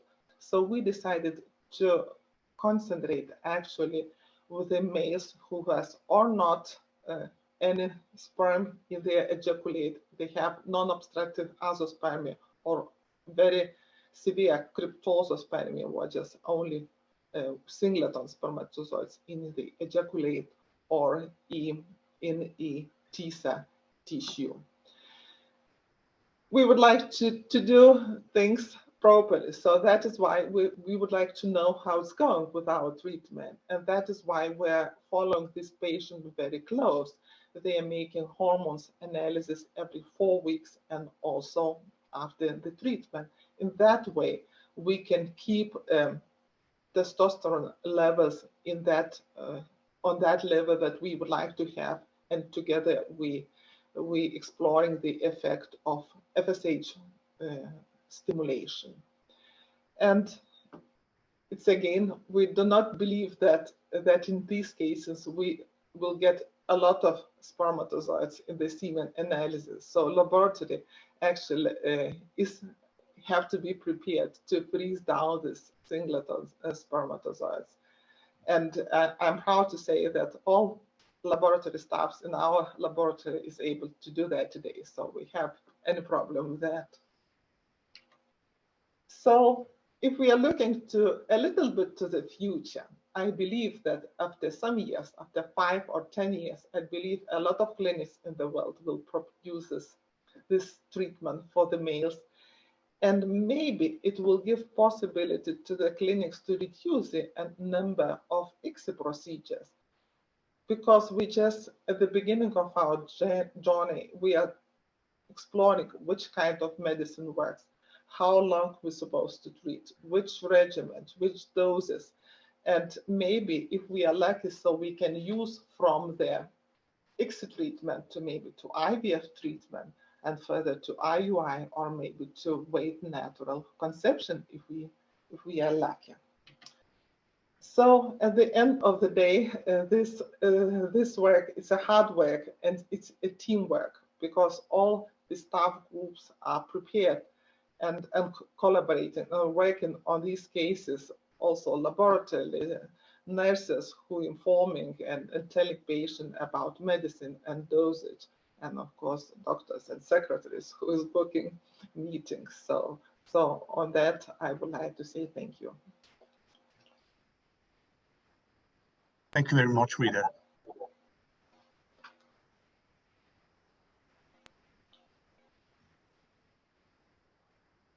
Thank you very much, Rita, as well. This was a wonderful case. Thank you so much for preparing the case and sharing with us. We will go back to discussing this case shortly, but now I have a question for the attendees to answer, and this relates to FSH stimulation. I mean, we are talking about using of gonadotropins for treating infertile males, and the question is, when should FSH stimulation be considered to treat infertile males? A, to improve sperm production. B, to reduce sperm DNA fragmentation. C, none of the above. Or D, A and B. Please vote.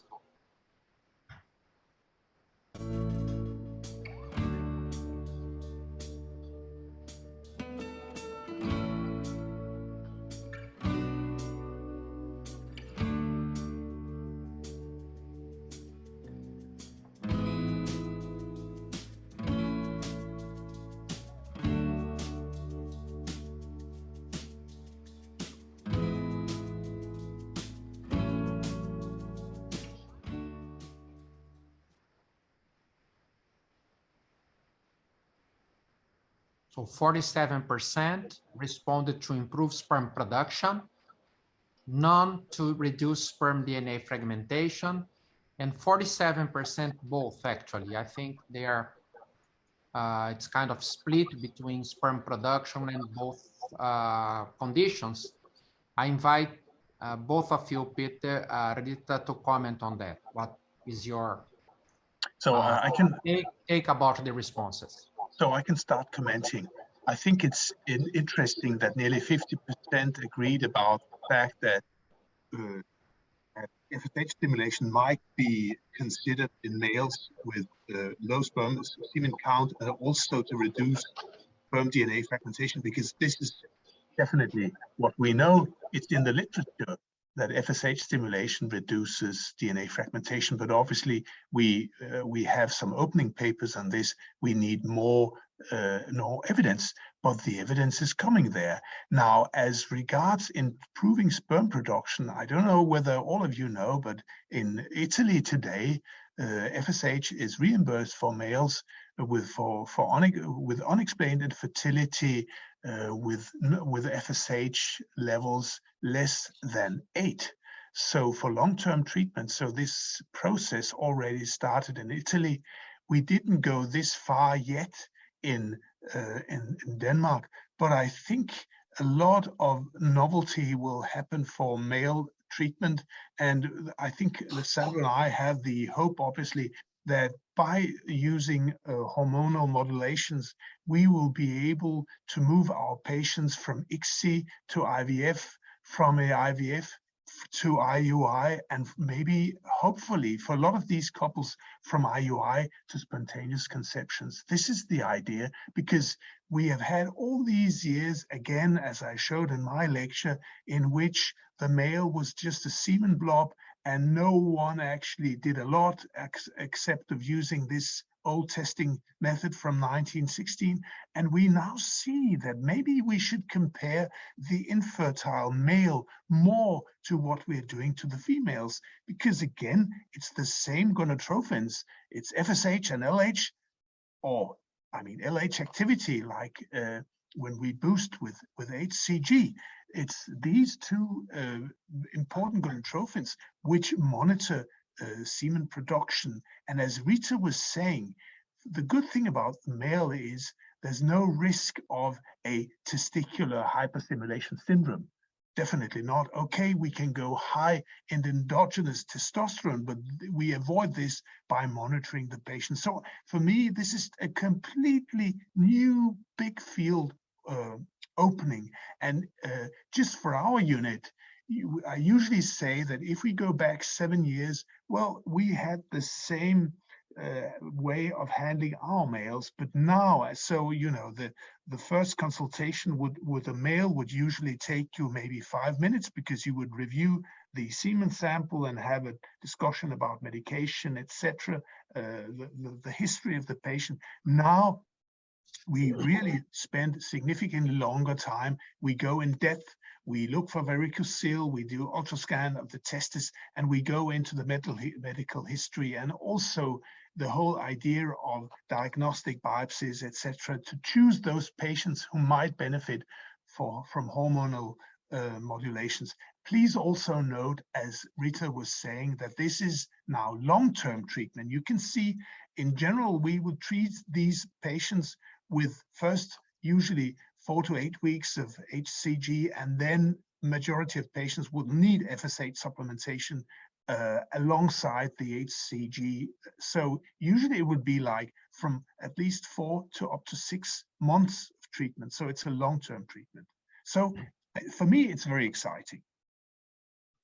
Yeah, thank you very much, Peter. I agree that we have open field for exploration. We have data indicating that we need to explore more, because data seems to suggest improvement in selected group of patients. So we will now open the questions and answers for this last part of our preceptorship. I would like to thank all of you who are participating, attending our session online, and also posting questions. Thank you very much. We have some questions already. One relates to a previous point that I would like to address, because the doctor is saying, okay, collecting sperm from the epididymis and testes and then evaluating DNA fragmentation seems to be very interesting, but how much the aneuploidy changes of the testicular sperm? Do you take the risk? And I say absolutely yes. I mean, the data that we have suggesting that the testicular sperm have higher aneuploidy rate than epididymis or ejaculated sperm mostly relate to men with non-obstructive azoospermia. These patients, obviously, they have severe sperm defect, first of all. And secondly, when we go for the studies comparing ejaculated versus testicular sperm, these studies used mostly fish analysis, sperm analysis, which is very, difficult technique to perform, in which we are not evaluating huge number of sperm, and still the aneuploidy rate by fish is low. Now, the new data that came using whole genetic screening, like CGH, comprehensive genetic screening, suggests that testicular sperm do not have higher aneuploidy rate compared to ejaculated sperms. There's a nice paper published in PLOS ONE by the group of Cornell indicating that. And also we have a study that we that we presented at the ASHRI meeting 2 years ago, in which we look at injections, sperm injections using testicular versus ejaculated sperm of patients with high DNA fragmentation. And then we did PGTA in the embryos that were generated by the procedures. And we compared aneuploidy in the embryos, and we could not find any difference.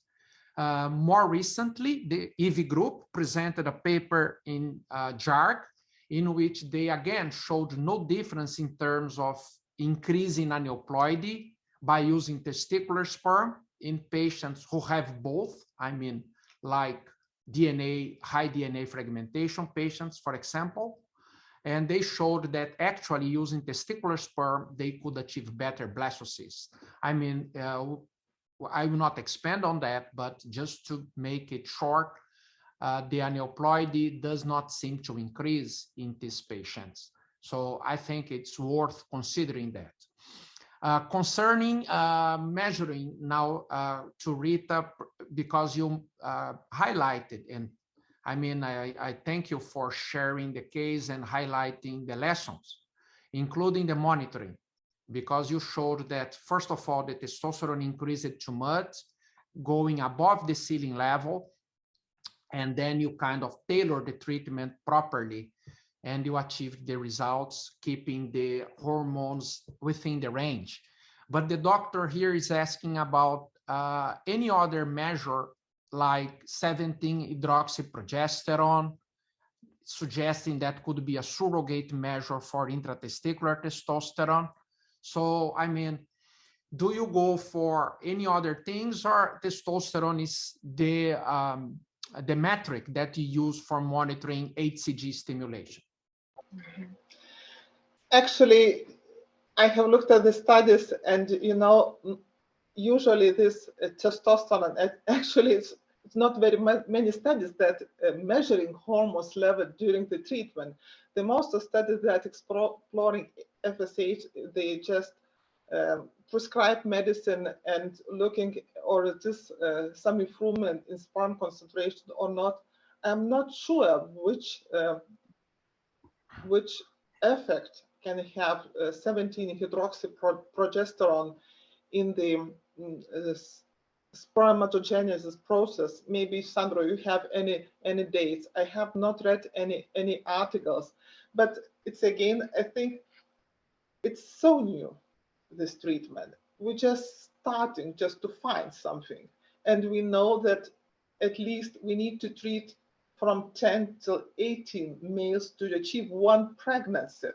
So we just at the beginning, but at least there is possibility to do something, to do more effective together, like it was a question previously about antioxidants. So I think we have to look complex to the problem.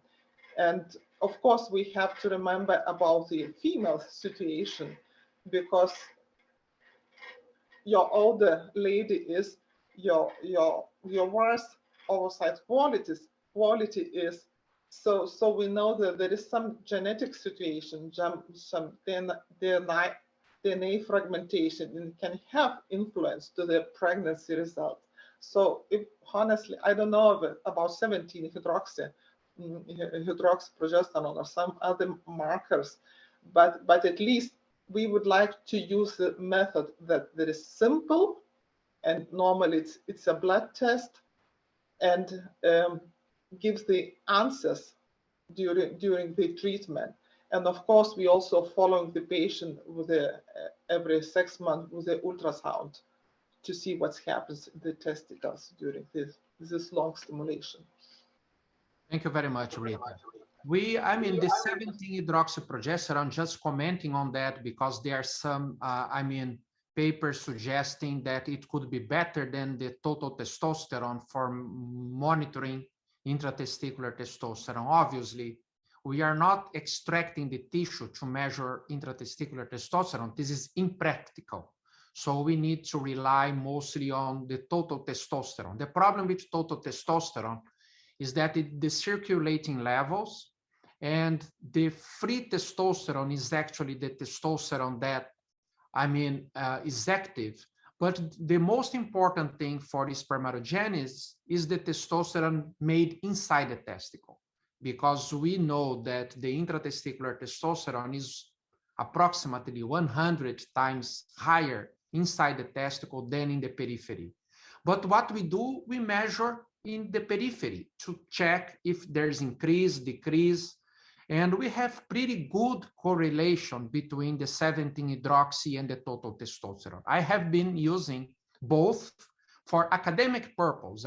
Just for the purpose of studying the correlation between these two hormones, I use it routinely.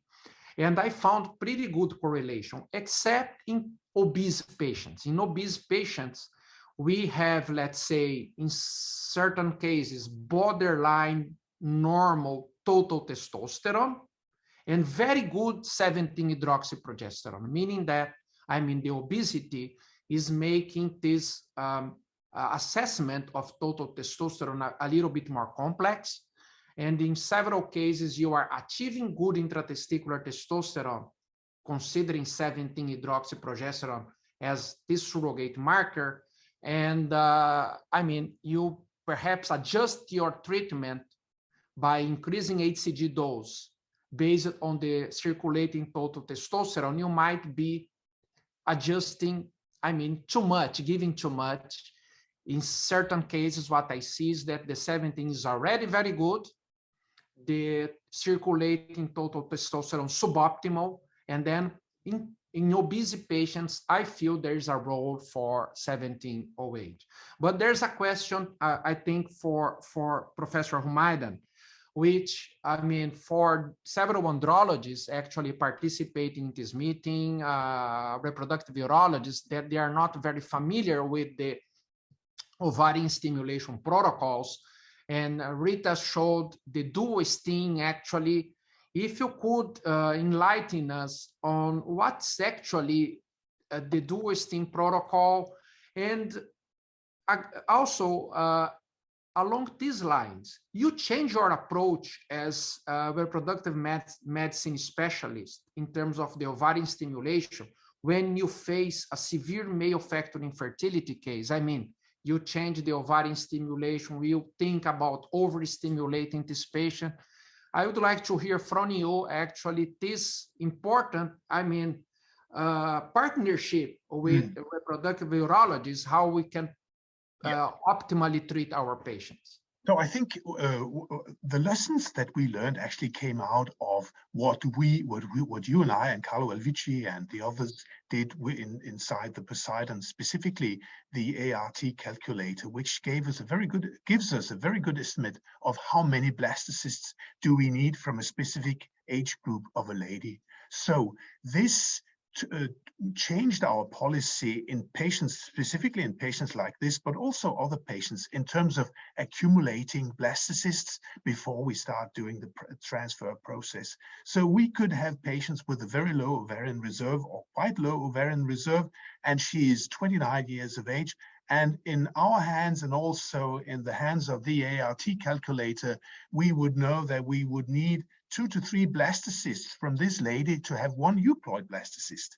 So from this perspective, we would need to do rounds of stimulation. And when we call what we say dual stim, means that we now do very often, it's in general in ART, we do now follicular phase stimulation and luteal, followed by luteal phase stimulation. So we do 2 rounds of stimulation, 2 pickups within 28 days. So we are exploiting this second pool of follicles, which are there just waiting, but they are wasted during what we did until now, because we never considered until since probably 10 years ago, we started considering that these follicles contain oocytes of high quality. So this is the whole idea of the dual stim, repeated rounds of stimulation and then accumulation of blastocysts.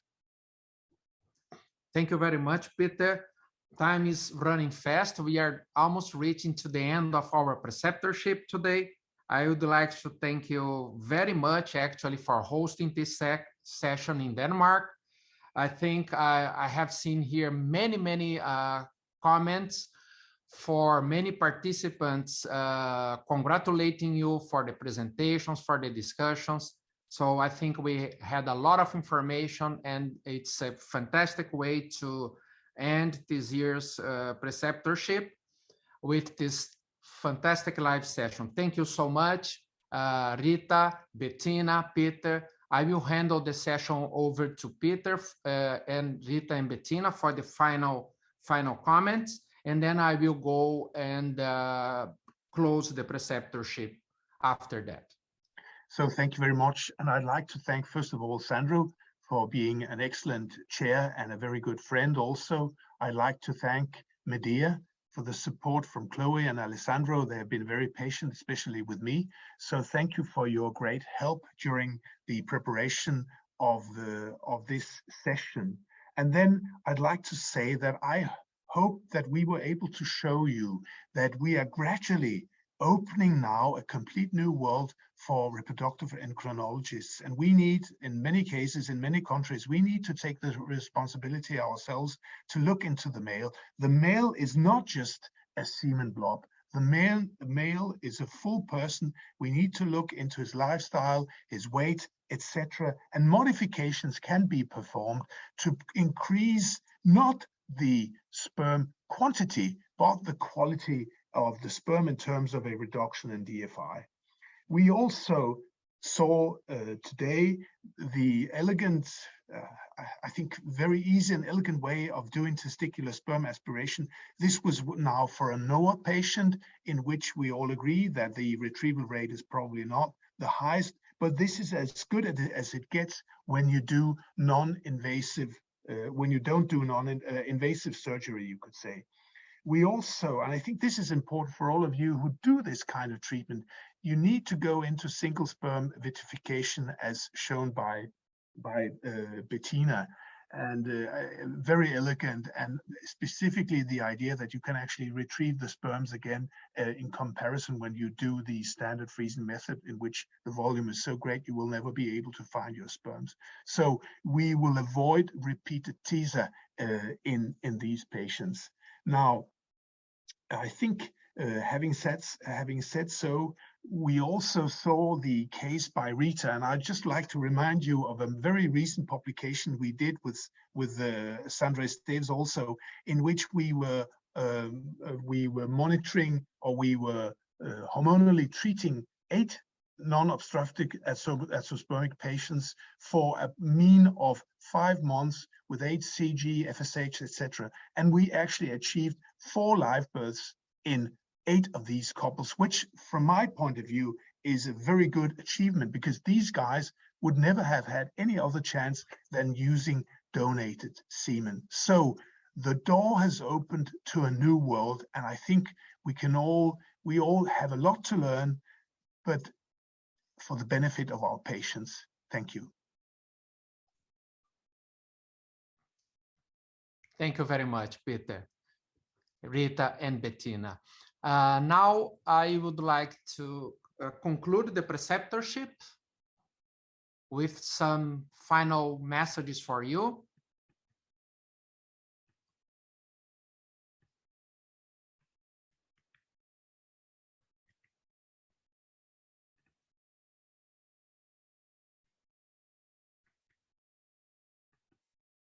So again, I would like to thank all the societies partner with us in this program. Their support was essential for the success of this year's program, with over 700 participants. We had many participants live, and I would like to thank all of you who participated. I see many names in which participate in all the 3 live sessions. You see different approaches, different clinics. So this is very interesting. Thank so much for all the societies being with us. I know that several of their leaders have been attending the sessions. Today we had, I greet here Professor Pedro Xavier from the Portuguese Society. Thank you, Pedro, for being with us. Also some other information about this preceptorship. It's very important that you complete the post-webinar survey to receive your CME certificate, the certificate of attendance, and also a diploma, nice diploma that we will provide to you by Medea. Now we complete this year's preceptorship. We had the 3 live sessions. The first one, as I said before, it was on November, end of November. This session is on air, available. We had the second session on December the 2nd, also available on air. The second session was in the United States. And today, we just completed this session in Denmark. And this session will be available in the e-learning platform shortly after this meeting. So again, don't forget to look into what we have provided, Medea, Medical Education Academy, the video lectures, the library, and these live sessions for you to explore. And this is rich material for you to rely on. So thank you very much for being with us today. Also thank you, Medea, support, Chloe, Alessandro, working in the backstage, making this session so smooth, so pleasant. So take care, goodbye, and hope to see you soon.